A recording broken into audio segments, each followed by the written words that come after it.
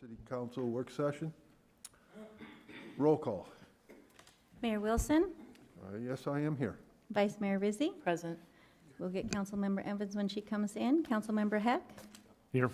Councilmember Nesser, Present. Council Member Schroeder. Here. You have a quorum, Your Honor. We thought we lost him. Okay. Presentation and discussion of resolution number 2216, the City of Apache Junction designating marketing organization for the purpose of coordinating tourism promotion with the Arizona Office of Tourism.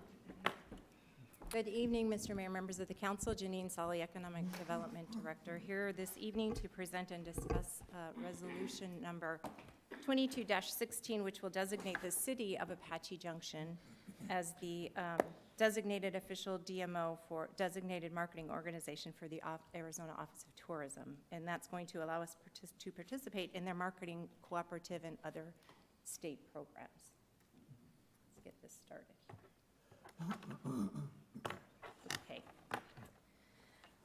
So just as a little bit of background, the Arizona Office of Tourism annually offers a rural marketing cooperative, and this is designed specifically for rural designated marketing organizations, or DMOs. And that they want to drive community visitation, they want to support robust media plans, and provide subsidized rates for all of the marketing partners with AOT. Of course, the goal is to increase visitation to communities, increase repeat visits to communities, and of course, local visitor spending. So we began participating with the program back in 14-15, and we've done so every year, with the exception of this past fiscal year, because instead this past year we decided to dedicate all of our marketing budget to revamping our destination website. Through the Rural Marketing Co-op, AOT matches dollar for dollar whatever the city invests in our tourism marketing. Essentially, it doubles our very modest marketing budget that we do have, but it provides us entry into many publications and media outlets that would be very difficult to participate with without their negotiated rates and, of course, their dollar for dollar match. So over the years, we've marketed Apache Junction through AOT's vast national and international audiences with participation in the official state visitors guide, Experience Arizona magazine, digital billboards. We've had backlit signage at Phoenix Sky Harbor.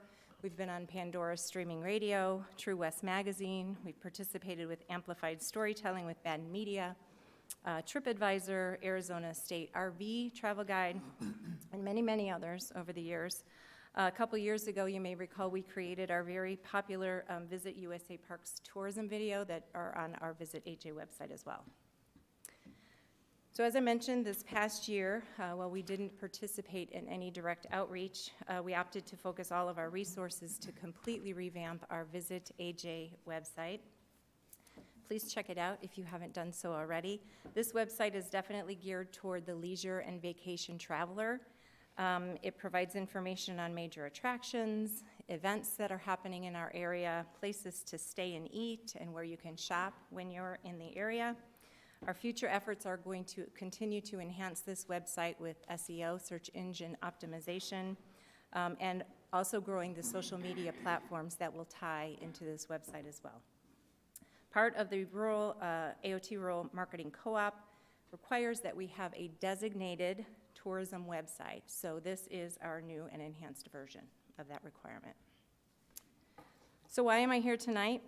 For all the years in the past, staff has always been able to administratively self-designate the city, specifically economic development, as the primary responsible party for marketing tourism.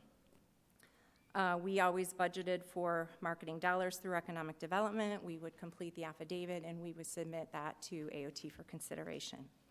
Recently, Arizona Office of Tourism began a statewide requirement that an official action be initiated to recognize an area's DMO.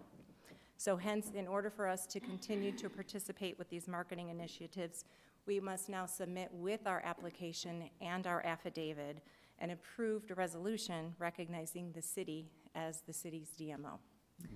If in the future we ever wanted to shift responsibilities for tourism, to a different entity, we could always come back to City Council and request that they name someone else the DMO. So, we just respectfully recommend that you approve Resolution 2216. We'll be bringing it back to you on your consent agenda on August 16th. And if you have any questions, I would be happy to answer them. Any questions? Nope, we're already got it on the budget, right? Yes. There is actually no cost to this. It's just kind of an administrative Oh, okay. recognition. All right. Thank you. Thank you. All right, presentation, the discussion of economic development agreement with Greater Phoenix Economic Council. You're going to continue on. Long time no see. So tonight, we're going to also be presenting information on our contract with the Greater Phoenix Economic Council. I'm going to make some brief comments and an overview, and we also have Tim Borsett here from GPEC to share a little bit more detail about what the contract this year will cover, also to answer any questions that you may have as we go through. So Apache Junction has been contracting with GPEC since 2008 to support regional economic development efforts that bring high-quality jobs into the Greater Phoenix metropolitan area. So our city's support, as with every other participating city and town, is based on a per capita rate for the number of residents we have in Maricopa County and in Pinal County. So this year, our contract renewal rate is $24,334. And it's actually a little bit lower than some recent years because our census numbers came in a little bit lower than what we had expected.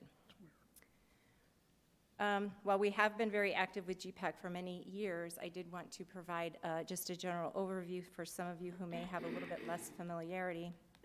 GPEC's mission is to really attract and grow businesses and advocate for Greater Phoenix's competitiveness. So they conduct their work with the support of 22 member communities, cities and towns, Maricopa County, and more than 190 private business investors. So they really serve as a strategic partner to companies across the world looking to relocate or expand their business and let them know about the Greater Phoenix region. Over the past 32 years since they formed, GPEC has fueled the regional economy by helping more than 895 companies choose Greater Phoenix, creating more than 163,000 jobs and over $33.4 billion in capital investment. Mayor Wilson serves on our mayor and supervisors board for GPEC.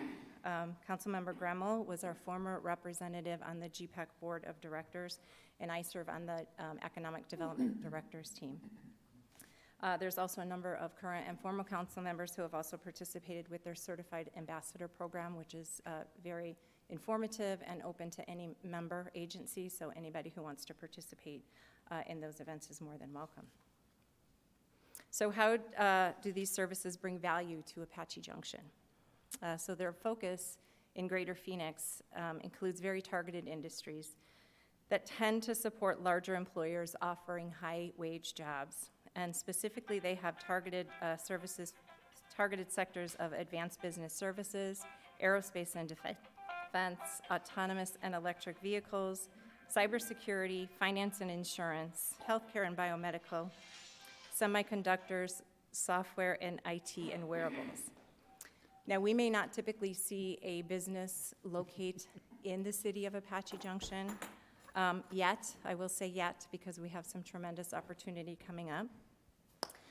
But every high-wage job, quality job that GPEC brings to the region, anybody who's within our commute shed provides an opportunity for our residents to have a great job, high wages, which means disposable income, creating a positive impact by shopping, dining out, buying homes here, et cetera.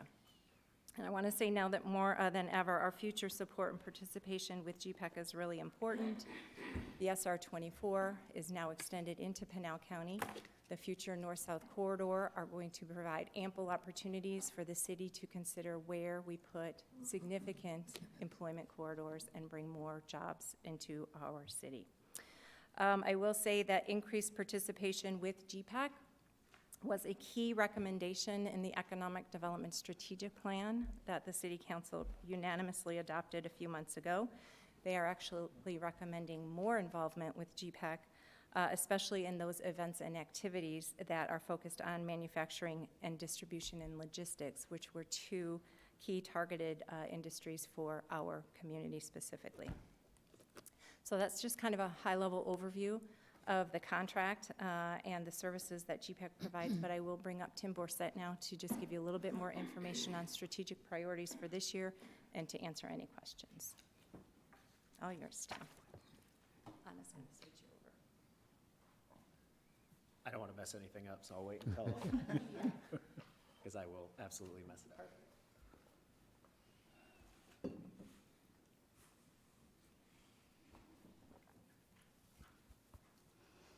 Can I scroll from here? Is that okay? Perfect. Well, good evening, Mayor. Good evening, Council. It's good to see everybody. I appreciate the opportunity to come speak. Although Janine did a fantastic job, I might need to bring her around to some of these other council meetings. Just wanted to go over a few items. She asked me to keep it short and sweet. As she said, our mission here to attract and grow quality businesses as well as advocate for Greater Phoenix's competitiveness.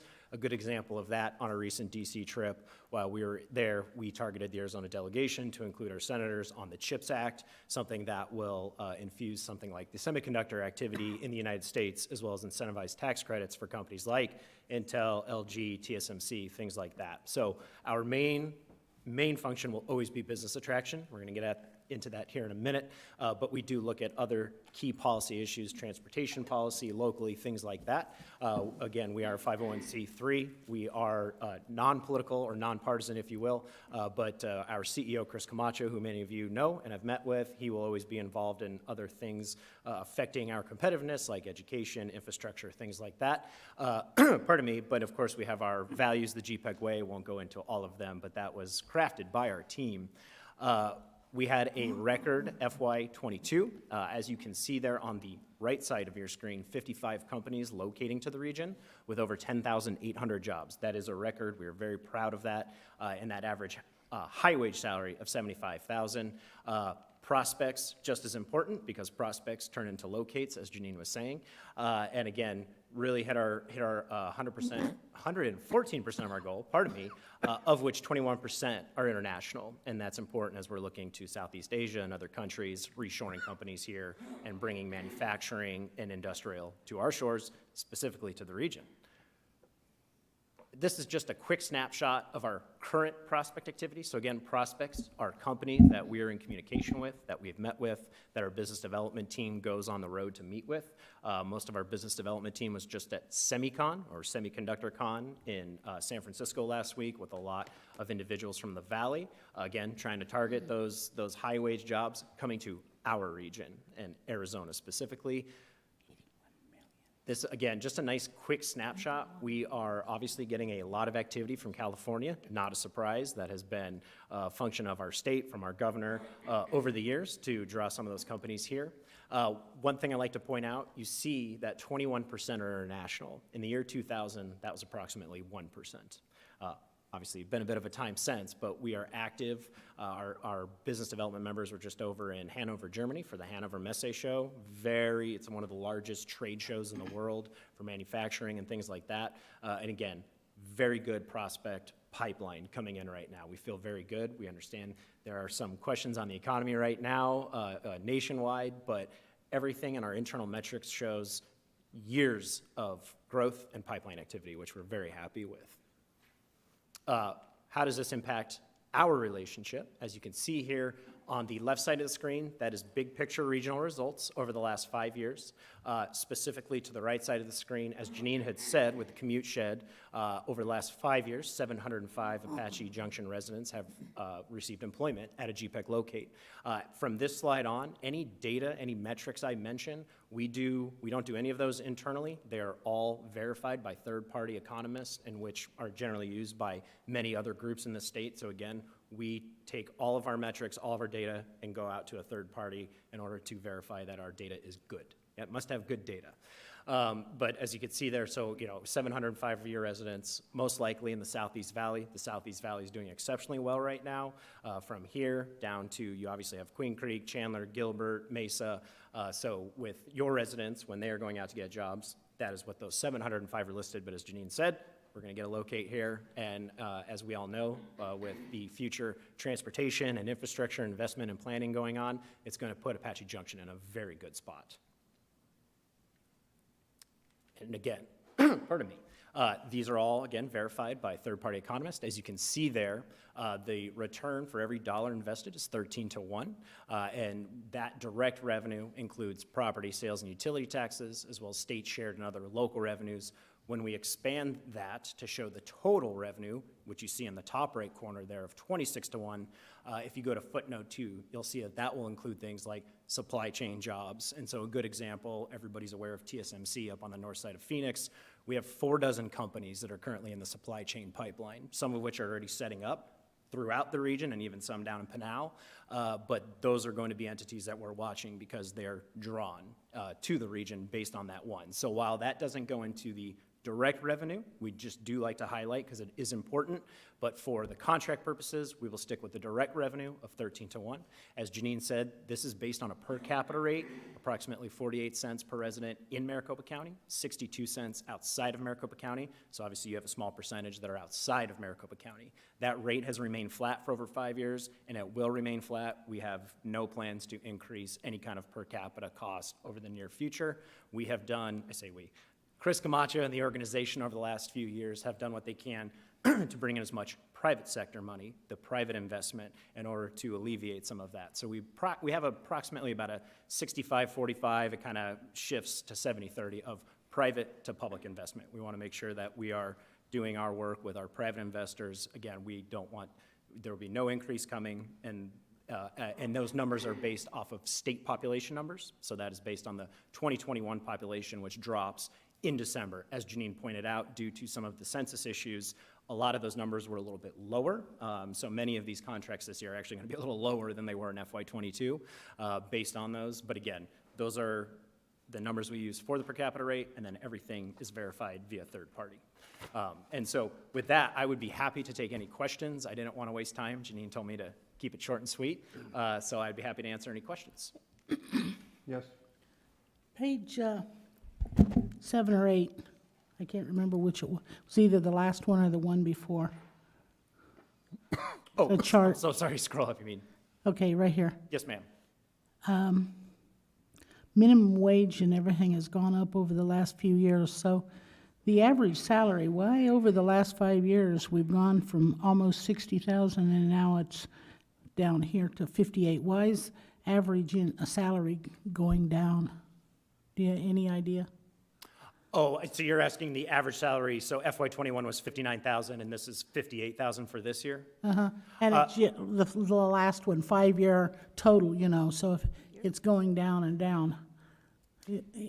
Any, So Councilwoman, good question, and I will absolutely go back to my research team because I want to provide you a explicit answer on that. You will see some shifting on that. When we calculate our salaries, we have the average, and then there's that high wage. So the high wage, for example, is approximately 130% of the county mean wage. So what we would see for a family of 4, that's what we consider high wage, which you saw on one of the first slides. And so for this, again, I cannot give you a specific answer only because that is outside of my expertise, but I will get with my research SVP and Chris Camacho, and I will make sure that we get that to you.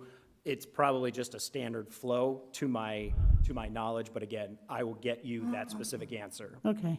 I mean, I was just looking if in the last few years, if minimum wage increased and everything like that, why is salaries going down? No, that's a good question, Councilwoman, and I mean, is there something we need to do to not have that happen?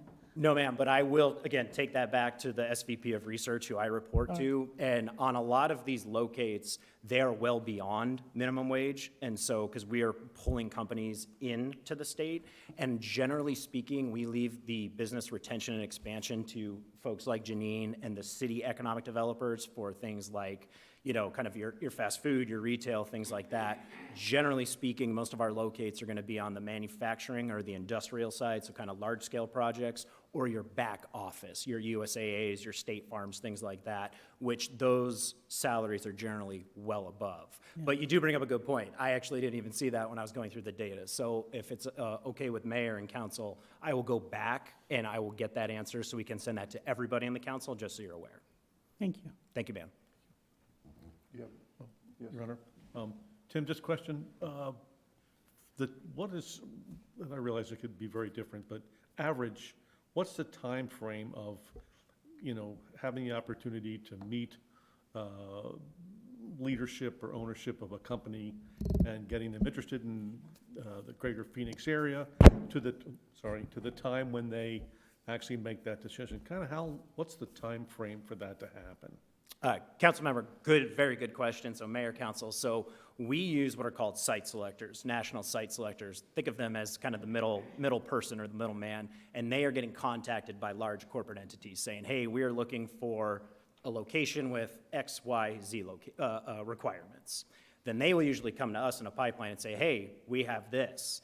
And that begins the process. When I talked about the prospects, that prospect pipeline on a short scale can be about a year, about 12 to 18 months, from, hey, we're interested in relocating somewhere, to boots on the ground, we're looking at spec, we're looking at land, we're looking, et cetera. Some of them can take much longer. I used TSMC earlier. You know, that was about a 5-year journey, and I'm sure you can imagine with the international implications and political and whatnot, so that is more of an extreme version. But generally, I would say a 12 to 18-month window is probably an appropriate time for the more normal size locates and companies that, you know, your small and medium size, your tech startups in California. The smaller the entity, it's generally the C-suite, the leadership. They're coming in because they want to see it, if they have, say, 30 to 50 employees. But for something like when USAA expanded up in North Phoenix, they had a whole team dedicated to that. But again, project 12 to 18 months is a good estimate. Anything can change depending on the day, but that's usually, and so for our prospects, which you saw on the pipeline, that is about a 2-year window. We generally will keep it in that because things happen, right? And so that is, again, big picture, but as things pop in, I can obviously give more specifics as we move forward. Thank you. Krista? You over here? Yes. What do you see, I mean, understanding Apache Junction being a little bit different from the rest of the valley, we don't have a property tax where we cannot do all of the specialties that other cities can do, and not owning our sewer system or our water system, and infrastructure's always been one of our holdbacks. And is that still true? Are companies looking at all for vacant, undeveloped land, or are they looking for land only with infrastructure available? Councilwoman, good question. It is still an issue. I can't sit in here and say, oh, no, That's it's fine. okay. It It's is the absolutely an truth. issue. Yeah. Especially, as I'm sure we know, on the manufacturing and the industrial Yes. side, because they want to be ready yesterday. Yes. Pre-COVID, our pipeline was about a 2-to-1 ratio. Back office, kind of standard business, 2-to-1 of the industrial manufacturing. That actually crisscrossed during COVID, and we got a ramp up in industrial and in manufacturing. We're seeing that tailor back down to more of a 1-to-1 ratio. So you're going to have a better opportunity on some of your back office, non-heavy water users, and obviously, utility users. But we have a wide range of prospects. For every LG and TSMC, there is, as I said, the 3D plastic company in California that has 15 employees that they need 10 computers and an office, and they're not going to be utilizing that. And those generally pay higher. What I would recommend, and I was going to close with, you know, with Janine retiring, I can't believe you guys are letting her retire. I can't believe you're voluntarily letting her, but to set up with our team, your council, and other staff of looking at, what are your CIPs, what is next, because Chris Camacho, our CEO and our team, happy to come out anytime and really set that up. But I think it's important that you are aware, obviously, of some of the shortfalls, but we're seeing a shift, and as we go back to more of the back office and things like that, there are going to be opportunities, but we are happy to come out here and sit down and talk and plan on what is next. Janine has filled us in on the economic development priorities, obviously, of the upcoming years, and I think, again, back to some of your roads are always going to be the most important, especially if people are shipping things with TSMC. They want good roads, they want to be able to get their product to wherever it's going, and obviously there's a lot of activity happening out here in the next few years with some of the new roads and infrastructure coming and whatnot. Well, and the one time that we did have a meeting out here with everybody from the council and develop, I think that was one of the best meetings that I attended as far as the most informative to what we need to do to get ready. Yes, ma'am, and we are happy to do that under our community partnership program, along with Councilwoman Nesser's question. I will go to them, we'll get it on the books, and we'll come on out. Super, thank you. Thank you, ma'am. Well, I probably stand alone here, but it's no secret I'm not a fan of this. I mean, what's different than the last 13 years and tens, if not hundreds of thousands of dollars, we have no return on investment out here. I see this 705 jobs region-wide. Yeah, these guys are going out to Mesa, they're going out to Tempe, they're going out to Phoenix to get their jobs. We're not seeing anything here. But every time this comes up for renewal, it's, hey, this is going to happen this year, and it never really does. So I understand we're going through some growth, and there's going to be a lot of opportunity going on down south. So is this a matter that now that we got the earth movers going and we got things moving, and now you guys are going to, now we're going to step in and start doing what you've been paying us to be doing the last 13 years? So, Councilmember, I obviously can't stand here and tell you otherwise. It is a difficult process, as we have tried, I know with Janine and with the city, in order to get those steps in place. It is a slow process, and we will work with you moving forward. I do believe with some of that movement, that's what companies look for. Going back to Councilwoman Evans' questions on, there's some holdbacks between the infrastructure, sewer, water. It is problematic for the larger entities that are looking at the region. With the movement here, and that is why we base it on a region-wide model, because we do have commute sheds. This is not an Apache Junction problem. Every city, especially out on the west side, they have 85+% commute shed, which is why we've always tried to highlight the regional component of what we do. But you're right, I can't tell you you're gonna get a locate this year. I would like to tell you that, but I cannot in good faith, but we want to work with you and ensure that happens. Okay. No other questions? Mayor, Council, thank you very much for the time. Thank you. Appreciate it. Thank you. Okay, and I will just close by thanking you for the discussion this evening. We are going to recommend approval of the contract and bring that back to you on your August 16th meeting. Also, if you do approve the contract, we are allotted a spot on the GPEC Board of Directors, and Mayor Wilson has indicated, as I mentioned prior, Councilmember Kelly Gremmel served in that role, and with her vacating the space, Mayor is recommending that Peter Heck, Councilmember Peter Heck, be appointed as a recommendation for the GPEC Board of Directors. So that will also be on your consent agenda. And that's all I have. Any questions for Janine? Thank you. Thank you. Okay. Presentation and discussion on proposed resolution 22-22, which authorizes the city to enter into an intergovernmental agreement, amended number 2, with the Arizona Department of Transportation. Good evening, Mayor, members of the City Council. Raquel Schatz with Public Works Department, Project Engineer. Here to discuss a couple of IGA amendments with ADOT, the first one being Idaho Road, which is a bicycle and pedestrian improvement from Superstition all the way to McKellips. Last I was here in April, we had discussed about IGA Amendment number 1, which MAG awarded us through their first tiers of closeouts. They awarded us $342,000 to close up the gap. Since April, materials and construction costs and laborers have nearly doubled. So MAG found an unprecedented third round of closeout funds, which we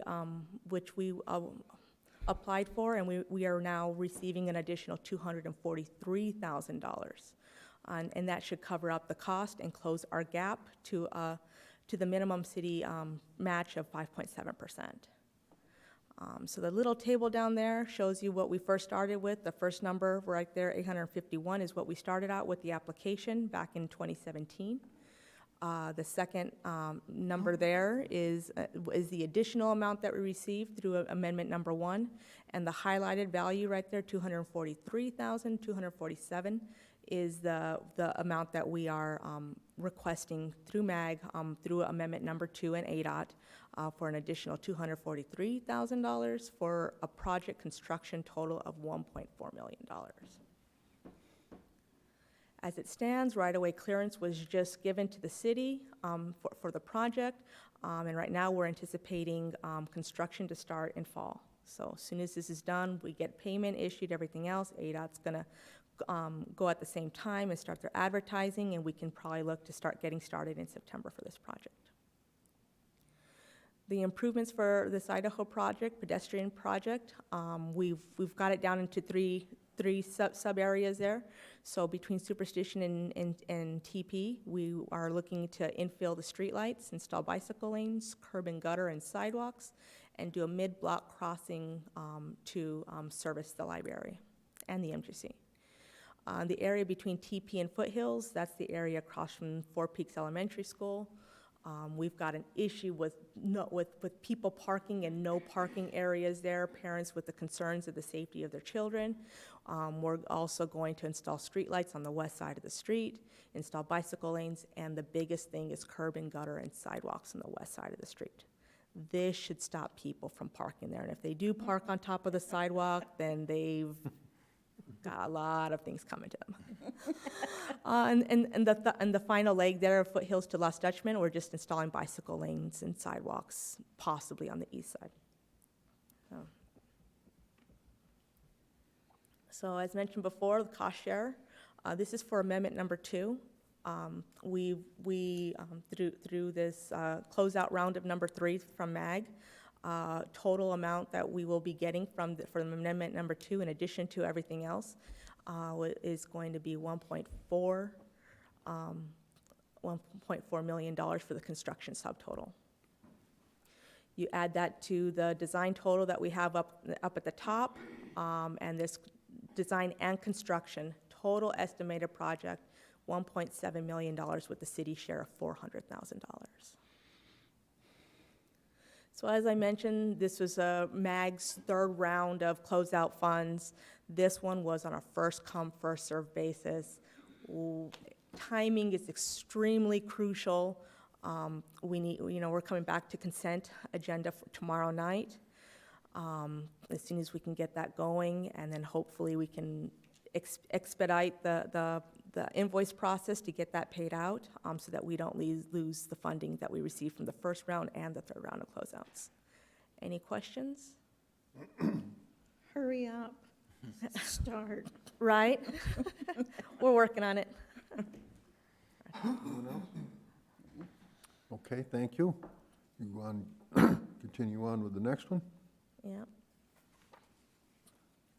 So similar to the previous one, this is also going to be an IGA amendment number 2. This one's for the for the Old West Highway sidewalks, and this is for portions on Winchester, but the majority of it's on Old West Highway, Winchester to Goldfield Road. So once again, back in 2017, we applied for the construction funds. We were awarded $1.5 million. 2019, we got full design from MAG. 2021, We received an additional 1.8 because of the added drainage and construction fees and stuff like that. And since being here since April, you can see how much our construction costs have nearly doubled. This round 3, first come, first serve. This was the first one to get in there. We have received an additional $1.9 million for this construction of this project, for a whopping total of $5.3 million to install these sidewalks along Old West Highway. Design is complete. We're just waiting for the execution of this IGA, amendment number 2. Advertisement is getting started here pretty soon, within the next week or 2. So as mentioned, the improvements, we've got a short leg there on Winchester. This is just to service the area in front of CAC on the west side of the street. That wasn't completed per our previous project that the city did. Since then, we've spoken to CAC authorities, and they have agreed to pay for their portion of that, the city's 5.7%, which comes out to about $5,000 for their sidewalks and the streetlights in their area there. The rest of it, the city will cover the rest of it, but you can see all that in the blue right there shaded. So improvements. We are looking at meandering sidewalks. We are looking connection into existing sidewalks. There's a lot of non-existing sidewalks. We're going to do detached, attached, whatever we can do to get a nice walking trail, a path, something to welcome more people to come in to the city to buy, to develop. Is the yellow line, the squiggly yellow line, an actual plan, or is it just somebody just kind of messing around and? Well, for display purposes, this is what was used for the actual application. Yeah, it was kind of a little squiggle there to kind of show that, we're trying to figure out, stay within the right-of-way. However, the detached sidewalks are in the interest of safety. So, but the designs, they do show them both. They do show that some of them are attached and some of them are detached, connecting into the existing trails. That was fun to do, though. So I briefly covered about the improvements on Winchester Road with the previous Winchester project and the City of Apache Junction project. That was a 60-40 split. The CAC has offered to pay their portion of the 5.7%. You can see there, in this portion right here, you just see the curb and gutter, and there's a single street light. So the sidewalk will either go in front of it, next to it, behind it, meander around it, but we're going to connect into the existing city Winchester project. Once again, here's our cost share. You can see here for amendment number 2, we are receiving an additional amount of money to make this total construction project of $5.3 million. Looking at amendment number 1, you can see where it nearly doubled. This is from April to June. So this makes our total design and construction project of $5.7 million, and the city share of only $355,000. This one is also on consent for tomorrow night. Extremely crucial timing here. First come, first served. So if you guys have any questions, just let me know. Any questions? I have one. Yes. So, and this is something I noticed today. I was going south on Ironwood, and we have meandering sidewalks along there with weeds. Yeah. Is this, wherever the meander and the sidewalk meets, is there a plan for landscaping, or just later on, or? Yeah, it's just one of those later on things. As part of these ADOT projects, there is SWIP, Stormwater Prevention Thank you. Plan, in which they'll either do some kind of like seeding, or what the city in the past have chosen is just to do DG, decomposed granite, because it just stays there longer. It's better aesthetically looking, and it does the same purpose, and it's almost the same amount of cost with less timing. Okay. Okay, anyone else? Thank you. All right, I've got two more only. These ones are different. Yes, And I'm going to do this with one slide presentation. okay. All right, so I've got an extinguishment on Scenic Street from Plaza Drive to Ness Boulevard, and a vacation of dedicated right-of-way on Ness Boulevard north of Apache Trail. For our new council members, an extinguishment of federal patent easement is back in the 1938, the government has kind of did a grid to say of all these easements that have been granted to the city or to the county and then to the city as protection of future public streets for the city to use in place. By doing an extinguishment, the city is relinquishing those roadway easements only. So these are in areas that the city deems that we no longer need. There may be a wash in the way that we definitely would not build a roadway through there. However, we do go through some processes to make sure that nobody is legally landlocked. These two easements, these are, as you can see there in the pink, this is a federal patent easement, and this is for Resolution 2133. This is a federal patent easement that cuts between a parcel, and then we were vacating dedicated right-of-way, which is done by a separate instrument, a separate process to vacate dedicated city right-of-way. The purposes of this is because the developer owns those lands, and he wishes to combine it so that he can put in future housing development. From the aerial next to it, you can see the gist of it, that this is located north of Flatiron Park and south of Superstition. So it's kind of between Plaza Drive, where you have Hackers, and you got Flatiron, and you got North Apache Trail, and it's bounded by Superstition Boulevard. So I talked about processes. I'm going to go a little bit more into detail as into what we do at Public Works in regards to how we go about this. We do contact all the utility and the emergency responders and the different departments within the city to get their consent in doing so, stating that they also they do not need those easements in place, making sure that everybody in that area there has rights of way to, people can get to them through different avenues, in regards to like PD or fire or anything else like that. So we only relinquish the roadway easements, which means that there are underlying utility easements that still remain in place. And in order for people to develop on this, they have to go through each individual utility abandonment process in order to do so. So we're just talking about the roadway easements here. Now, I talked about a different process, which was that green shaded there, and this is a vacation. We do vacations when there is dedicated city right-of-way. City code and state statutes state that we cannot just give away right-of-way, that we have to go through a process, a 60-day public bid process in which we had a bid opening. It was held on June 6th. We received one bid. Wayne Ness, the trustee, he submitted a bid for $5,500. Fair market value was determined by the city engineer per assessor's value, and that was under the bid that we had received. So once again, to show you the location, because I've talked about processes, I want to make sure you guys understand fully with the location that we're at.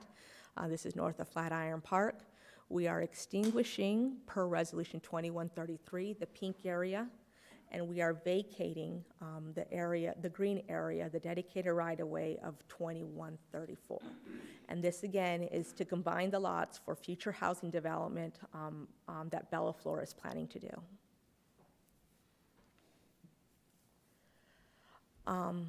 Not much in a hurry for this one, although it's been a long ways coming. We've been held up by utility companies getting their consent because everybody's still working COVID protocols, people are working from home, people are, scarce and whatnot. So it took us an extra long time, and we did our diligence duties on this one to make sure that we got all the consents that we needed. If you guys don't have any questions, we're looking for approval on consent agenda on August 2nd. Any questions? Any questions? You know, Raquel, you always do such a really good job in your presentations, and you do a really good job of explaining things in layman's terms for us and for the public that's listening. So I Thank always you. appreciate your presentations. Thank you for that. Thank you, ma'am. Thank you. Okay, lost my position here, so, presentation, discussion, final plat for Blossom Rock Phase 1, and you want to do Phase 2 also? Or just do Phase 1 first? Mr. Mayor, members of the council, my presentation will cover items 7 through 11 on your agenda. Okay, all right, so let's go all of them then. Yes. For the record, my name is Sidney Rice, one of the planners on staff. Tonight I'll be providing a brief overview of the plats that are up for consideration for approval for tomorrow evening. These final plats are located on your consent agenda. The 5 final plats consist of Blossom Rock Phase 1, Blossom Rock Phase 2, final plat for infrastructure for Blossom Rock Trail, final plat for infrastructure for Ray Avenue, and the final plat for infrastructure for Ironwood Drive. So just a bit of context of where these 5 final plats are located. They are located in Development Unit 2, as outlined here, and located on the southeast corner. So between Warner and Ray, and Ironwood to Idaho, as noted by this graphic there, just the general context. More specifically, these are what the 5 final plats look like as a whole. It's a conceptual illustration, helps me note their locations. So Blossom Rock 1 is located adjacent, in between Ironwood Drive and Blossom Rock Trail. It consists of 554 lots. Blossom Rock Phase 2 is on the east side of Blossom Rock Trail for a total of 691 lots. Both of those final plats for lots total about 1,245 units. The third final plat is a final plat for infrastructure. The next 3 will be final plats for infrastructure. Most specifically for Blossom 1, the first one will be for Blossom Rock Trail, which is the north-south collector, which is this road here. And it also includes the district park, which is now called Painted Sky Park. Then we have Ray Avenue, which also includes the commercial corner there, multifamily, and the townhomes parcels there. Ironwood Drive consists of Ironwood itself and also the linear park that is parallel to Ironwood. Now, just one to note, since I mentioned Painted Sky Park, of course the area is platted itself, but the conceptual planning for it is not done yet, and it's still in a work in progress. But as of now, Painted Sky includes a number of great amenities, including a community clubhouse, a non-potable lake, waterfall streams, a tree house, and quite a number of other features that are not listed here. Something else that I want to note is, along with the district park itself, there's a number of neighborhood parks that are scattered throughout first phase, which Phase 1 and Phase 2. In fact, I could note it on this graphic here. So about 11 or 12 parks that are located throughout kind of these smaller neighborhoods here. So amenities and recreation opportunities will be located throughout the development. And then this notes kind of the conceptual plan for that Painted Sky Park here. So of course it notes the lake, and the park itself will be a public and private park, mostly public, so anybody could enjoy the park. There's going to be some private features that include the pool here, the clubhouse, and some of these buildings there. For the most part, the majority of the park is a public park accessible to any AJ resident. Now, as of Last Thursday, Arizona State Land Department, through their attorneys, communicated to staff that they have requested additional language on the final plats. In fact, you have the final plats in front of you, and there is a highlighted portion in yellow with an additional language. I'm going to turn this over to Joel to kind of explain the intent of the language.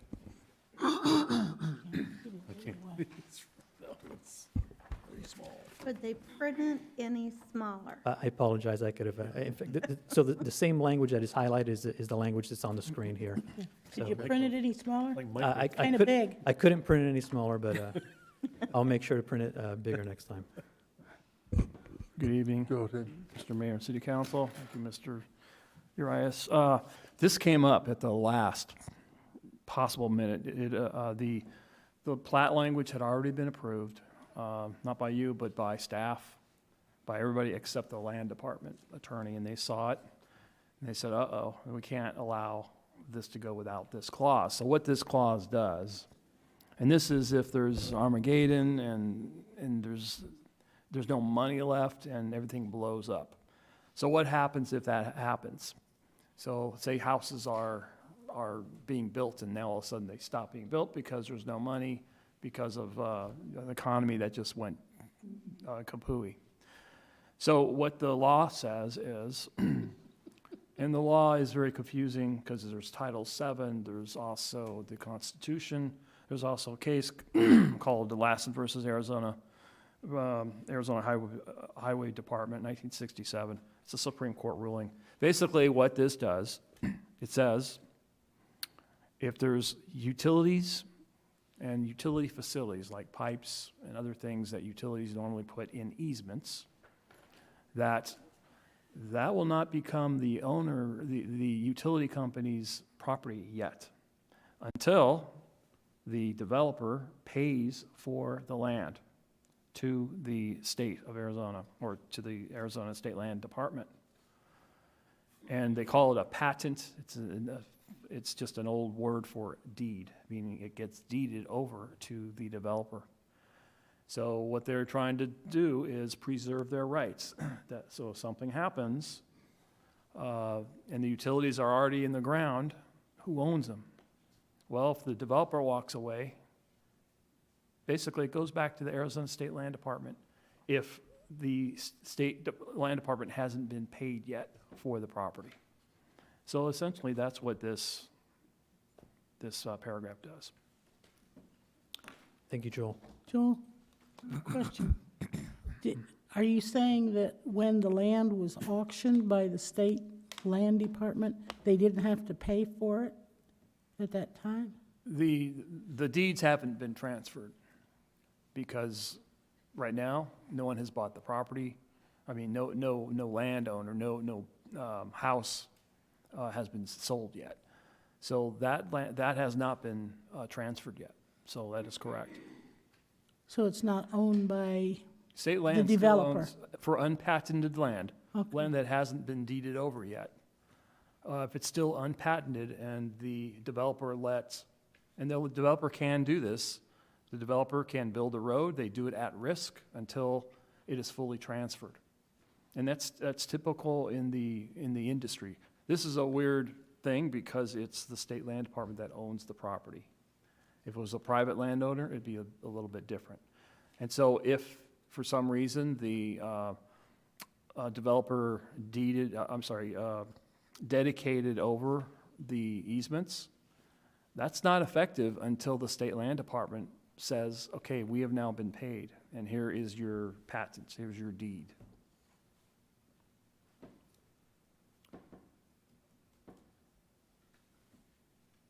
Thank you, Joel.